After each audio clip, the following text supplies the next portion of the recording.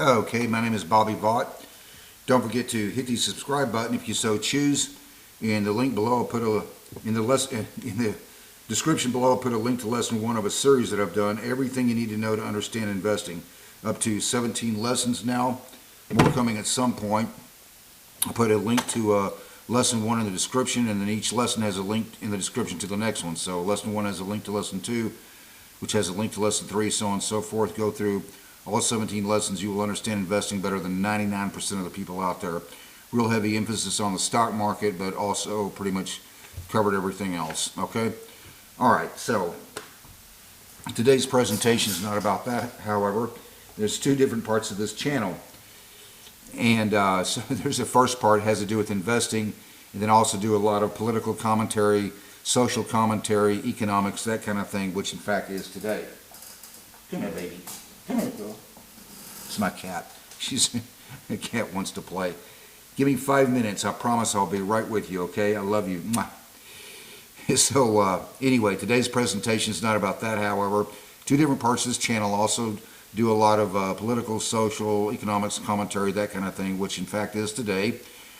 And so I have a list of things that I want to cover, but I only do 1 video a day. And this is something that I came across just, I don't know, about a week, maybe 2 weeks ago. And it's been on my list. I wanted to cover it. This is a guy by the name of Kulinski. He's on the political left. He has a YouTube channel that he's called Secular Talk. That's the name of it. And let me turn the camera around here so you can see the title of the video. Canadians astonished at how evil U.S. healthcare is. Okay. So we're going to take a listen, look at some of the couple of things that he says here, and then we're going to comment on it. Okay, and blow this up real big so you can get the full flavor of it. Turn the camera back around so you can hear what he has to say here. All right, and here we go. System. So, are there in some instances some waiting that you have to do in Canada or other single-payer countries? Sure. But usually the waiting is more for elective procedures. Usually the waiting is more for elective procedures, he says. Oh, really? Yeah, we're going to find out about that in just a moment here. Right, and if there is some waiting for a necessary procedure, it's literally just, this is as quick as we can get you in, but we know you need the care, so you're hopping up as high as you can in that line. Okay, but if it's a necessary procedure, if it's really needed, we're going to get you right in there, baby. Really. I literally did a search.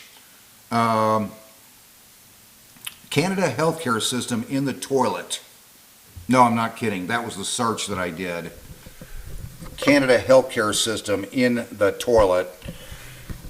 Came up with page after page after page of articles about that. At least 14 pages worth of this stuff based on the search, Canada healthcare system in the toilet. Just for example, here's the one from Forbes magazine, online magazine. And it's a right-wing publication. You say, okay, well, we got other sources here we're gonna look at. Trust me, that's coming. So this is according to earlier this month. This was from January 30, 2023. This article. Earlier this month, Ontario Premier Doug Ford announced that Canada's largest province would take a page from the U.S. playbook and expand private care, listen to this carefully, and expand private care in order to provide some relief to the millions of Canadians waiting for treatment.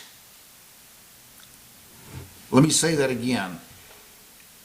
Canada looking to expand private care in order to provide some relief to the millions of Canadians waiting for treatment. Expand private care, really? Well, that's interesting. Let's see. Here's one from the National Post. Canada's healthcare system is failing. There's no easy solution. People who can't get the care that they need. And page after page after page of this stuff about the Canadian healthcare system that the left was so proud of. Page after page of articles about the can't find a primary care physician, not enough doctors, not enough nurses. Yeah, you know why? Because they can't pay them. That's why. I did they can't pay the doctors and nurses and other medical professionals what they're worth. That's the reason. I did a cartoon one time that I put on my Facebook page. These two men are on a deserted island, and just the two of them there, it looks like. And one of them says to the other one, he says, forget the production of boats and economic growth. Let's just pass a law granting ourselves a fundamental right to being rescued. And it was kind of funny at the time, and it got a lot of comments. But in any event, yeah, that's exactly right. What leftists never understand about economics is we don't live in a Garden of Eden. Anything that you want, this computer, anything, somebody has to produce it. There's no economic system in the world that can get around that. Anything that you want, somebody has to produce it. We don't live in a Garden of Eden. But leftists are always looking for this magic formula. If we can just find the right magic formula. The magic formula is expanding productivity. That's it. You want more people to be able to afford something, expand productivity. That's true whether it be tomatoes, healthcare, this, a computer, anything. Okay, it's simple supply and demand. If you want more people to have it, you got to expand productivity of it. And that means incentivizing that production through profit incentives. That's it. Okay? There are no magic formulas here. Canadian Medical Association commentary. This one from, the British Columbia Medical Journal. Failing healthcare delivery in Canada is the result of, the premise is that Canada's system is publicly funded healthcare is failing because of its top-down command and control delivery model. Here's one. This is a YouTube video. Canada's healthcare system on the verge of collapse, says the Canadian Medical Association president. Her name is Dr. Catherine Smart. And if you click on that, need better sleep? We can help. We get an ad. First thing we do is get an ad. For a Queen Price at Mattress Firm, we make sleep easy. And make that 2 ads. The latest Ontario health data showed. So here's the video right here. Canada's healthcare system on the verge of collapse, says head of CMA, Canadian Medical Association. Rather than go through that video, very easy to find if you want to go through it on YouTube. That's the title of it. Canada's healthcare system on the verge of collapse, comma, says head of CMA. That's the title of the video. But rather than go through that video, I just wanted to scroll down here and read some of the numerous comments, personal experience from Canadians on their Canada healthcare system. Start with this one. This guy says, you can't ban private medical care and then fail to provide public medical care, but that's what's happening. A 20-hour wait is no care at all. This is a human rights violation as far as I'm concerned, and it needs to be fought in the courts. Really? Well, that's interesting. Canada's healthcare is a human rights violation. This one says, my mom has been a family physician in GTA for over 20 years. She cannot continue to afford her staff and clinic with her declining salary and increased demand. She just applied for an Illinois license and will be leaving Canada. They don't have the resources to pay the doctors, nurses, other healthcare professionals what they're worth. So they leave. You can pass all the ridiculous laws you want, but it becomes like passing a law that says, you might as well be passing a law that says you have a fundamental right to good weather on Saturdays. If you don't have the resources to pay for it, it's not going to happen. This one says we need more medical personnel. This one says, I'm sure it doesn't help that tens of thousands of nurses and thousands of paramedics were put on no-pay leave since last year. Let me just pick out a few of these. 20 doctors quit in the Brandon region of Manitoba. This guy says the Canada healthcare system has been collapsed for a long time. Wondering if they're still thinking it was a good idea. It was a good idea to fire the good ones. Not sure what he meant by that.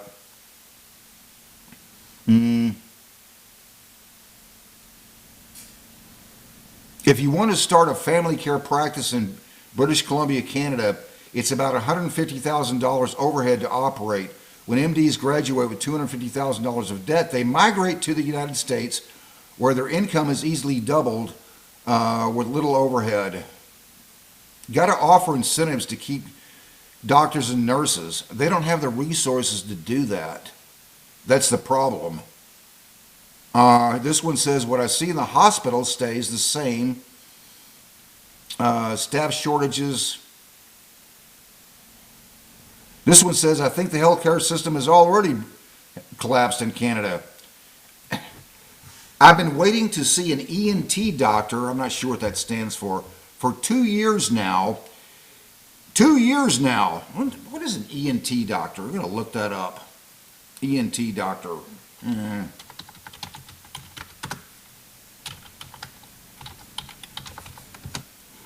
ENT doctor. Ear, nose, and throat doctor. Okay. Oh, yeah, okay, that makes sense. I've been waiting to see an ENT doctor for 2 years now. My first appointment is 4 months away. So does 2.4 months to see an ENT doctor. No doctors yet. There is a limit on number of students who can get into medical school. I have the resources to train them. Patients have to wait for long hours to see the doctor in the hospital.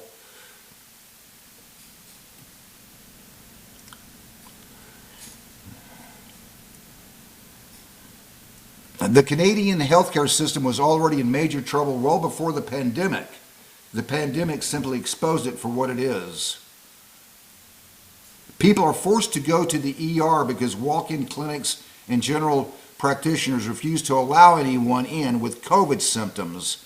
That comment was from 3 years ago.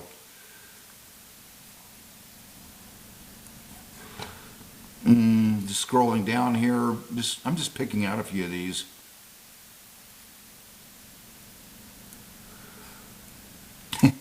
My family has never had a family doctor and are still on waiting lists. My daughter is now 11. My stepdad died having a heart attack at 52 years old. Sitting in the waiting room at PGH, that must be some hospital in Canada, waiting for care. I need to get my family out of this country. But we've been here for generations and I don't know where to go. So this Canadian is saying, he's so frustrated, I need to get my family out of this country.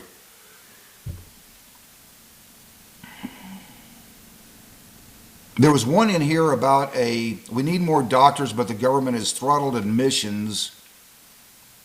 Yeah, because they don't have enough money to train them, that's why. Worst healthcare system. That Canadian just posted 4 words, worst healthcare system. Family doctor is a 2-month wait regardless of severity of symptoms and pain. Well, that's interesting. I thought Kyle said if you need the health care, we're going to get you right up to the front of the line, man. Usually the visits last about 5 to 10 minutes. The amount of times I wanted medical advice but had no access is more than not.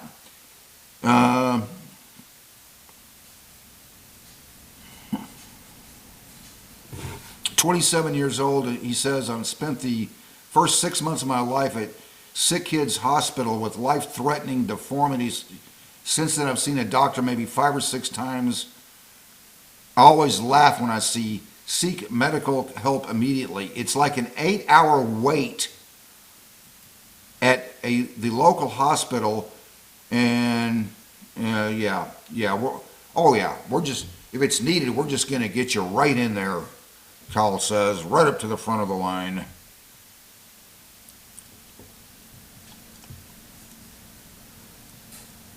I finally got the one and had to move away, no choice. I haven't been able to get a doctor for years in British Columbia, Canada, Lower Mainland and the islands. I finally got one and had to move away, no choice.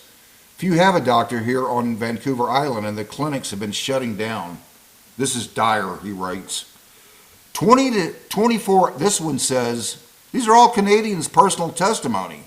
20 to 24 hours in an emergency room in Ontario. I was experiencing that back in the early 2000s in none other than Toronto. So 22 to 23 years later, not a thing has changed. Oh, this guy says Canada is just 15 years behind in healthcare. Here's a good one. Who would ever think that something run by the government is destined to fail? Gee, you think?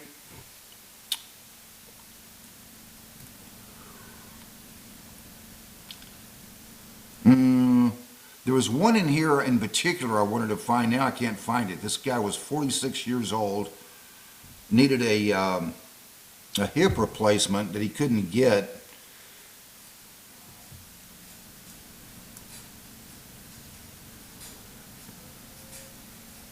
Would be nice to know how much of a person's taxes is going to health care. A lot. Certainly a heck of a lot in Canada. Yeah, there's one in here about a guy that was 46 years old and needed a hip replacement. Now I can't find it. He was 46 years old. He was told that he was too young, and he'd been waiting years for this hip replacement. I guess that wouldn't come under, I guess that would come under what Kyle Kulinski refers to as mere, elective medical care, not extremely needed. Good grief. This one says, I can't even get a doctor where I live. This one says, worst healthcare experience, hands down, top to bottom. Yeah, where's that one about the guy that needed the hip surgery? I really wanted to see that one. And I waited 5 hours and came out with an Advil and Tylenol. 5 hours. He didn't say what he was there for. Try working in the hospital, then you'll see how short-staffed every department is and what the real problem is. Etc., etc., etc. That's just the first. I haven't even got through the first page of this stuff. Just on that page. So I did the search, Canada healthcare system in the toilet, and then came up with this page, this YouTube channel, and haven't even got through the first page of that. This is just mind-numbing stuff here.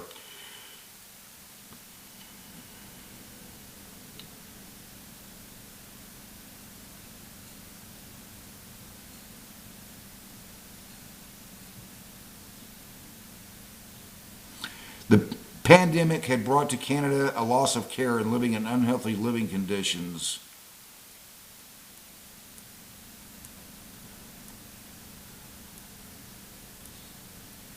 Etc., etc., etc. Still can't find that one about the guy that needed the hip replacement. That was a really good one, too. Not in there. That might have been on a different video. I'm not sure. Anyway, let's back up here. Go to the next page, because I really wanted to find that one about the guy that needed a hip replacement. He's 40. Canadian leader, here's a title, Canadian leaders finally waking up to the horrors of the Canadian healthcare system. On and on and on.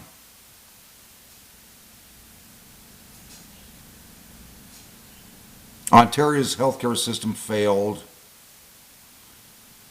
etc., etc., etc. Oh, this is a good one.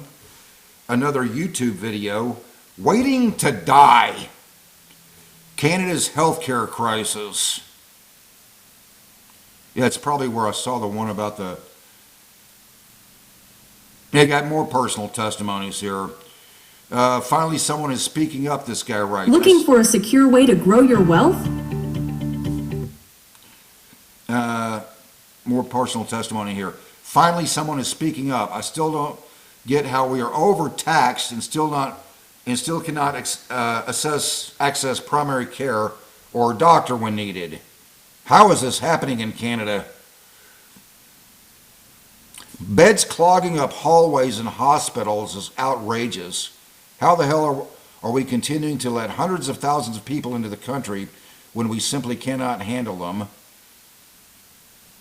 So that guy evidently thinks immigration is a big part of the problem. Why is the government sending money to other countries when we are in dire straits? Yeah, that's not really the...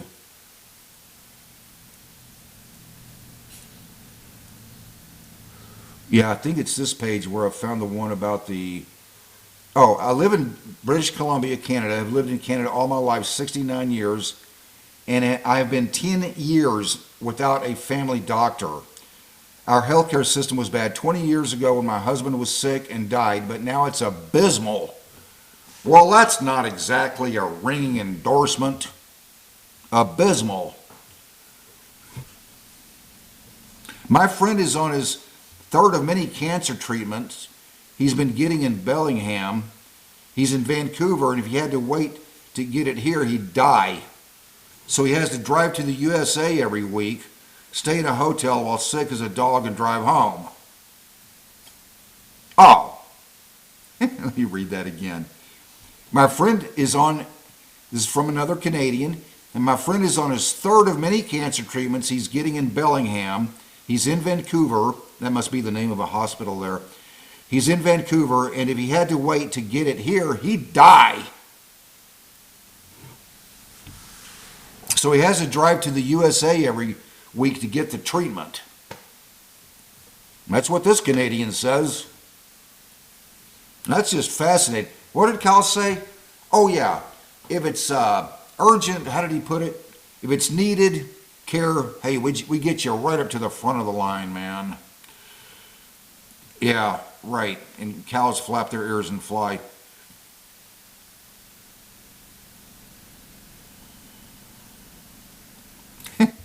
So heartbreaking. My friend got diagnosed with liver cirrhosis last stage recently when she visited India. She went to doctors in Canada many times describing her symptoms, but she only got painkillers instead of proper diagnosis. Now she is the final stage where her liver can't repair itself anymore. I'm really worried, and I am really mad at the Canadian healthcare system, which has been failed by our government, she writes. Etc., etc., etc. There's literally like page after page after page of these comments from Canadians about their screwed up healthcare system. Again and again and again. I never did find that one about the guy that needed the hip replacement. I really wanted to read that one, and now I can't find it. Anyway, doesn't matter. You get the idea. Let's just advance up here to something else Kyle said. Let's play that again. Let's first play that again, what he said here. Are there, in some instances, some waiting that you have to do in Canada or other single-payer countries? Sure. But usually the waiting is more for elective procedures. Oh, I see. So hip replacement, liver cirrhosis, heart attack. That guy was 50 years old and at the ER with a heart attack and couldn't get treated. You know, that's usually just for, you have to wait, but only for elective procedures. right? And if there is some waiting for a necessary procedure, it's literally just, this is as quick as we can get you in, but we know you need the care, so you're hopping up as high as you can in that line. So 20 to 24 hour wait, if it's really necessary, is just hopping you right up there to the front of the line. Got it. Now let's advance up to something else here. I wanted to play from Kulinski. Here we go. Take the next step in treating your moderate to severe we get ulcerative another ad. colitis with Entyvio, That's the fine. only gut food. Okay, here we For go. profit. Doesn't have to be like this. We can ban private health insurance. We can do single payer Medicare for all. It just takes the political will. Ban private health insurance. Well, that's interesting. Well, so much for Obama's promise. If you like your health care, you can keep it. Where'd that go? But even more important than that, I have a question here for Kulinski, anyone. For you, okay? You're going to ban private. Let's play that again. Make sure I get the quote exactly right here. I don't want to misquote him. Doesn't have to be like this. We can ban private health insurance. Ban private health insurance. I have a question for Kulinski, anybody. Question for you. You're going to ban private health insurance. Exactly how do you justify, how do you reconcile banning something with the idea of liberty or freedom? How do you do that? So you're telling me you're going to ban private health insurance. So in other words, you're saying if you decide you want to heck with this, I want to go and get my own health insurance, a private sector health insurance, you're not going to be allowed to do that. How do you reconcile that, banning something, with the concept of liberty? I really love to hear it.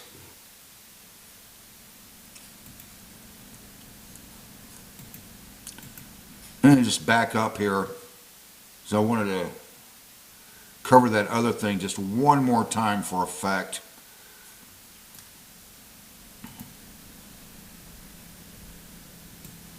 Go back to that first article. How do you do that? You tell somebody, no, we're not going to allow you to do that. We're going to force you into this single payer plan that's really screwed up in Canada, that the left was so fond of and they were so happy with, so proud of. How do you reconcile banning something with the concept of freedom? Answer: you can't. How did that go again? That first one we read? Ontario Premier Doug Ford announced that Canada's largest province would take a page from the U.S. playbook and expand private care in order to provide some relief to the millions of Canadians waiting for treatment.